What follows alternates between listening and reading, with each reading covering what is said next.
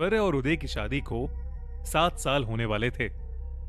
दोनों की marriage anniversary कुछ ही दिनों में थी और उसी के लिए उदय ने अपनी बीवी के लिए एक सरप्राइज प्लान किया हुआ था। एनिवर्सरी के दिन वो सुबह सुबह ऐश्वर्या की आंखों पर पट्टी बांधकर उसे शहर से कहीं दूर ले गया। वहां पहुंचने के बाद जब ऐश्वर्या ने आंखों से पट्टी हटाई तो वो बिल्कुल दंग रह गई।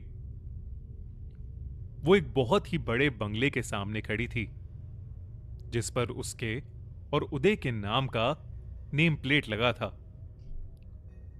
उसने हैरानी से उदय की तरफ देखा तो उदय ने उसे बताया कि वो इतने वक्त से ऐश्वर्या के लिए एक बंगला लेना चाहता था, मगर पैसे की कमी की वजह से वो बिल्कुल पॉसिबल नहीं हो पा रहा था। मगर फिर उदय को भुवन विला के बारे में पता चला। वो बंगला सस्ते में मिल रहा था और उसकी प्राइस काफी कम होने की वजह से उदय ने वो बंगला झटपट खरीद लिया था। ऐश्वर्या के ठीक सामने उसका सालों का सपना, उसका ड्रीम हाउस था। वो उस घर को देखकर इतनी ज्यादा खुश हो गई कि उसने उदय को कस के गले लगा लिया। लेकिन उसे नहीं पता था कि यही भुवन विला, जिसे वो अपना सपनों का महल समझ रही है, वो उसकी जिंदगी उजाड़ने वाला था।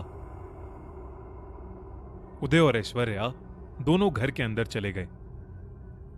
एक हफ्ते तक सब बहुत अच्छा रहा और दोनों बहुत खुशी से घर में रहते रहे। मगर उसके बाद उदय को एक बिजनेस कॉन्फ्रेंस के लिए इंडिया से बाहर जाना पड़ा और ऐश्वर्या अब घर में बिल्कुल अकेली हो गई थी। ऐश्वर्या को अपने घर की छत बहुत पसंद थी। वो दिन भर छत पर लगे झूले पर बैठे किताबें पढ़ती रहती थी। एक रात डिनर के बाद वो झूले पर बैठी रिलैक्स कर ही रही थी कि अचानक उसने देखा कि एक छोटा बच्चा छत के एक कोने से निकलकर सीढ़ियों की तरफ भागा। एक पल को ऐश्वर्या बहुत चौंक गई, मगर उसे लगा कि शायद ये उसके मन का वहम होगा। लेकिन फिर अचानक ही उसे झूला झूलते हुए पीछे से एक धक्का महसूस हुआ। उसे ऐसा लगा जैसे कोई अदृश्य शक्ति उसे उस झूले से गिराने की कोशिश कर रही है। उसे अब थोड़ी घबराहट होने लगी थी और उसने वापस नीचे जाने का सोचा। जैसे ही वो छत के दरवाजे की तरफ पहुंची, उसे अपने पीछे से किसी बच्चे के हंसते हुए भागने की आवाज आई। इस बार वो आवाज सुनकर ऐश्वर्या बहुत बुरी तरह डर गई। वो वहीं खड़ी खड़ी पीछे पलटी, मगर छत पर अब कोई नहीं था। पर तभी झूला धीरे धीरे हिलने लगा, मानो उस पर कोई बैठा उसे हिला रहा हो।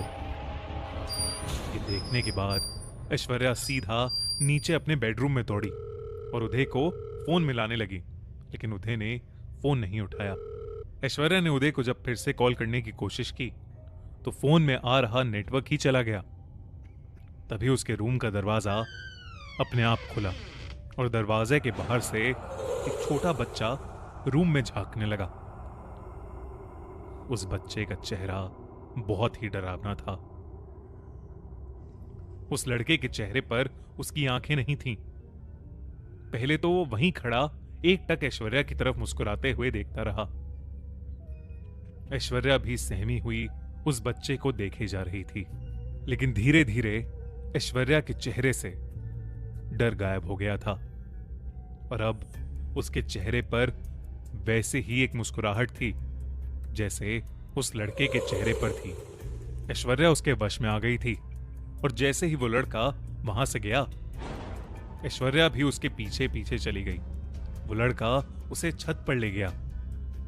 वो जाकर झूले पर बैठ गया। ऐश्वर्या भी उसके साथ जाकर झूले पर बैठ गई। 2 दिन बाद उदय अपनी कॉन्फ्रेंस से वापस लौटा। वो काफी परेशान था क्योंकि पिछले 2 दिनों से ऐश्वर्या से वो बिल्कुल कांटेक्ट नहीं कर पा रहा था। उदय ने घर में घुसते ही उसका नाम पुकारा, लेकिन उसको कोई जवाब नहीं मिला। वो पूरे घर में ऐश्वर्या को ढूंढने लगा, लेकिन वो कहीं नहीं थी।